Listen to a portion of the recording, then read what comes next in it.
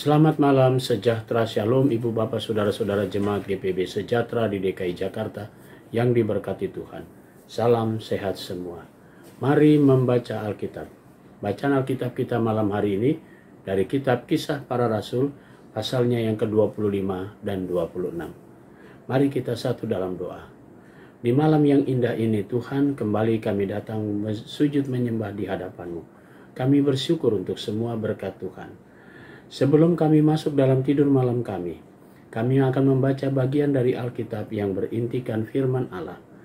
Tuhan, karuniakan Roh Kudus-Mu yang membimbing dan menuntun kami, sehingga kami semua diberkati Tuhan dan tubuh kami dikuatkan, sehingga kami fokus dalam pembacaan Alkitab di malam ini.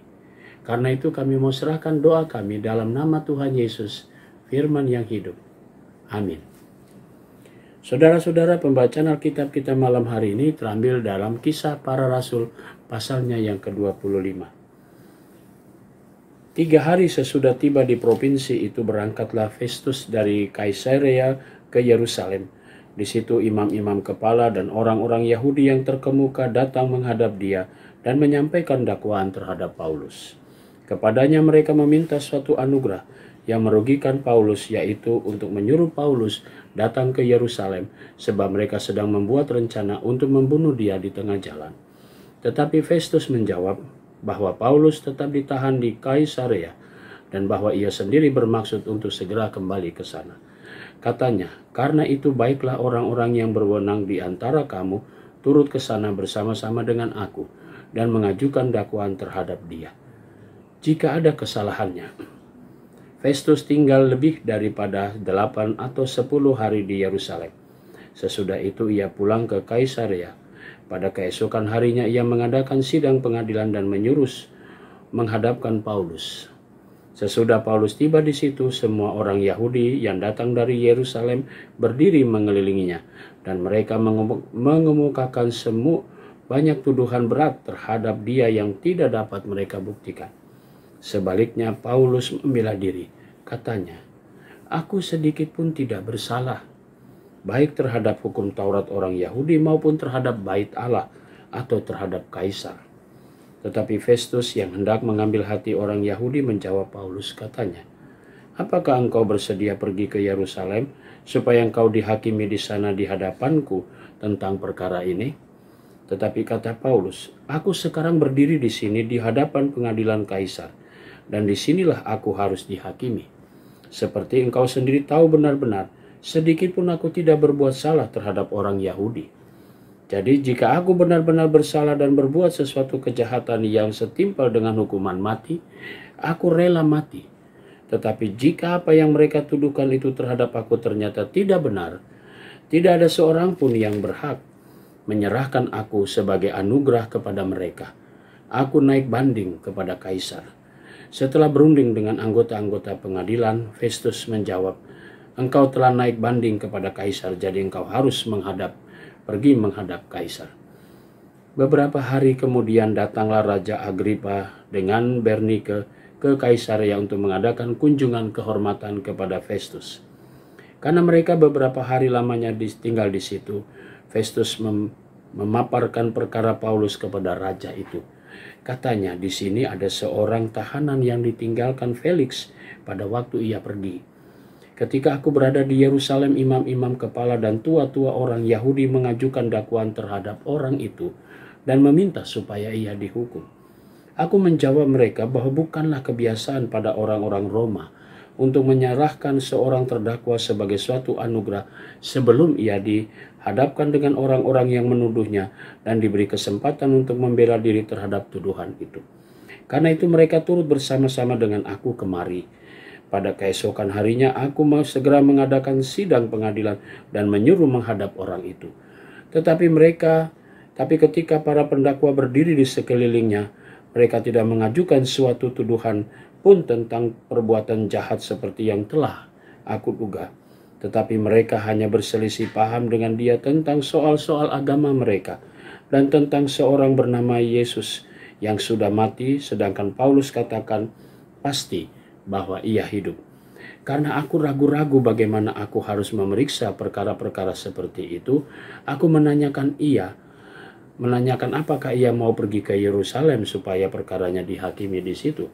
Tetapi Paulus naik banding. Ia minta supaya ia tinggal dalam tahanan dan menunggu sampai perkaranya diputuskan oleh kaisar. Karena itu aku menyuruh menahan dia sampai aku dapat mengirim dia kepada kaisar. Kata Agripa kepada Festus, "Aku ingin mendengar orang itu sendiri." Jawab Festus, "Besok engkau akan mendengar dia." Pada keesokan harinya datanglah Agripa dan Bernike dengan segala kebesaran, dan sesudah mereka masuk ruang pengadilan bersama-sama dengan kepala-kepala pasukan dan orang-orang yang terkemuka dari kota itu, Festus memberi perintah supaya Paulus dihadapkan. Festus berkata, "Ya Raja Agripa, serta semua yang hadir di sini bersama-sama dengan kami. Lihatlah orang ini yang dituduh oleh semua orang Yahudi, baik yang di Yerusalem maupun yang di sini. Mereka telah datang kepadaku dan sambil berteriak-teriak, mereka mengatakan bahwa ia tidak boleh hidup lama. Tetapi ternyata kepadaku bahwa ia tidak berbuat sesuatu pun yang setimpal dengan hukuman mati. Dan karena ia naik banding kepada kaisar, aku memutuskan untuk mengirim dia menghadap kaisar. Tetapi tidak ada apa-apa yang pasti yang harus kutulis kepada kaisar tentang dia. Itulah sebabnya aku menghadapkan dia di sini kepada semua, terutama kepadamu Raja Agripa, supaya setelah diadakan pemeriksaan aku dapat menuliskan sesuatu. Sebab pada hematku tidaklah wajar untuk mengirim seorang tahanan dengan tidak menyatakan tuduhan-tuduhan yang diajukan terhadap dia."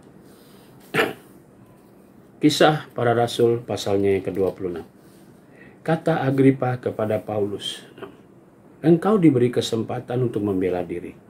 Paulus memberi isyarat dengan tangannya lalu memberi pembelaan seperti berikut. "Ya Raja Agripa, aku merasa berbahagia karena pada hari ini aku diperkenankan untuk memberi pertanggungan jawab di hadapanmu terhadap segala tuduhan yang diajukan orang-orang Yahudi terhadap diriku. Terutama karena engkau tahu benar-benar adat istiadat dan persoalan orang Yahudi. Sebab itu aku minta kepadamu supaya engkau mendengarkan aku dengan sabar. Semua orang Yahudi mengetahui jalan hidupku sejak masa mudaku. Sebab dari semula aku hidup di tengah-tengah bangsaku di Yerusalem. Sudah lama mereka mengenal aku, dan sekiranya mereka mau, mereka dapat memberi kesaksian bahwa aku telah hidup sebagai orang Farisi menurut mazhab yang paling keras dalam agama kita. Dan sekarang aku harus menghadap pengadilan oleh sebab aku menghadapkan kegenapan janji yang diberikan Allah kepada nenek moyang kita dan yang dinantikan oleh ke-12 suku kita. Sementara mereka siang malam melakukan ibadahnya dengan tekun. Dan karena pengharapan itulah, ya Raja Agripa, aku dituduh orang-orang Yahudi. Mengapa kamu menganggap mustahil bahwa Allah membangkitkan orang mati? Bagaimanapun juga aku sendiri pernah menyangka bahwa aku harus keras bertindak menentang nama Yesus dari Nazaret. Hal itu dilakukan juga di Yerusalem. Aku bukan saja telah memasukkan banyak orang kudus ke dalam penjara setelah aku memperoleh kuasa dari imam-imam kepala, tetapi aku juga setuju jika mereka dihukum mati. Dalam rumah-rumah ibadat aku sering menyiksa mereka dan memaksanya untuk menyangkal imannya. Dan dalam amarah yang meluap-luap aku mengejar mereka, bahkan sampai ke kota-kota asing. Dan dalam keadaan demikian, ketika aku dengan kuasa penuh dan tugas dari imam-imam kepala sedang dalam perjalanan ke Damsyik, tiba-tiba ya Raja Agripa, pada tengah hari bolong aku melihat di tengah jalan itu cahaya yang lebih terang daripada cahaya matahari turun dari langit meliputi aku dan teman-teman seperjalananku. Kami semua rebah ke tanah, dan aku mendengar suatu suara yang mengatakan kepadaku dalam bahasa Ibrani, "Saulus, Saulus, mengapa engkau menganiaya aku? Sukar bagimu mendatang ke galah rangsang. Sukar bagimu menendang ke galah rangsang." Tetapi aku menjawab, "Siapakah engkau Tuhan?" Kata Tuhan, "Akulah Yesus yang kau aniaya itu. Tetapi sekarang bangunlah dan berdirilah, aku menampakkan diri kepadamu untuk menetapkan engkau menjadi pelayan dan saksi tentang segala sesuatu yang telah kau lihat daripadaku dan tentang apa yang akan kuperlihatkan kepadamu nanti." Aku akan mengasingkan engkau dari bangsa ini dan dari bangsa-bangsa lain, dan aku akan mengutus engkau kepada mereka, untuk membuka mata mereka supaya mereka berbalik dari kegelapan kepada terang, dan dari kuasa iblis kepada Allah, supaya mereka oleh iman mereka kepada aku memperoleh pengampunan dosa dan mendapat bagian dalam apa yang ditentukan untuk orang-orang yang dikuduskan. Sebab itu ya Raja Agripa, kepada penglihatan yang dari sorga itu tidak pernah aku tidak taat. Tetapi mula-mula aku memberitakan kepada orang-orang Yahudi di Damsyik, di Yerusalem dan seluruh tanah Yudea, dan juga kepada bangsa-bangsa lain, bahwa kepada bangsa-bangsa lain bahwa mereka harus bertobat dan berbalik kepada Allah, serta melakukan pekerjaan-pekerjaan yang sesuai dengan pertobatan itu. Karena itulah orang-orang Yahudi menangkap aku di bait Allah dan mencoba membunuh aku. Tetapi oleh pertolongan Allah aku dapat hidup sampai sekarang dan memberi kesaksian kepada orang-orang kecil dan orang-orang besar. Dan apa yang kuberitakan itu tidak lain daripada apa yang sebelumnya telah diberitakan oleh para nabi dan juga oleh Musa, yaitu bahwa Mesias harus menderita sengsara, dan bahwa ia adalah yang pertama yang akan bangkit dari antara orang mati, dan bahwa ia akan memberitakan tentang terang kepada bangsa ini dan kepada bangsa-bangsa lain. Sementara Paulus mengemukakan semuanya itu untuk mempertanggungjawabkan pekerjaannya, berkatalah Festus dengan suara keras, "Engkau gila, Paulus. Ilmumu yang banyak itu membuat engkau gila."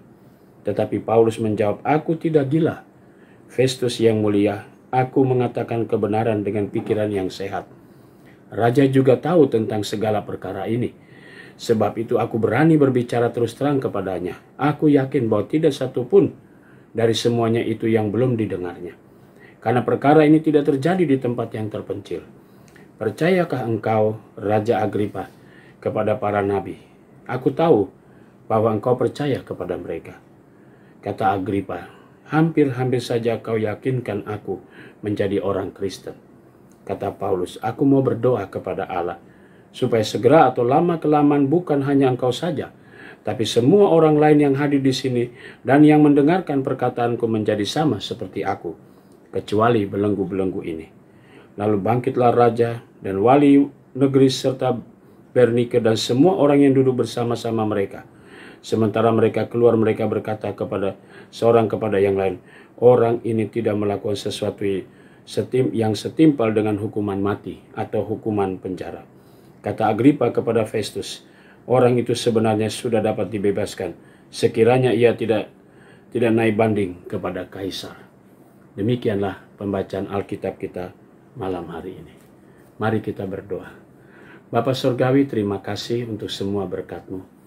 Kau sudah menuntun kami dalam pembacaan Alkitab malam ini. Saatnya kami semua akan masuki tidur malam kami. Kami mau serahkan seluruh hidup kami dalam tangan Tuhan. Jagalah dan peliharalah kami dalam tidur malam kami, sehingga besok pagi kami boleh bangun kembali dan kami boleh membekali diri kami dengan firman-Mu, dan kami dapat melakukan segala aktivitas, tugas dan panggilan yang Tuhan percayakan pada kami. Kami mau berdoa juga untuk jemaat sejahtera, tiap pribadi, tiap keluarga. Tuhan Yesus memberkati. Inilah doa kami Tuhan, yang kami naikkan semuanya di dalam nama Yesus Kristus, Tuhan dan Juru Selamat kami yang hidup. Amin. Selamat malam, selamat beristirahat. Tuhan memberkati saudara.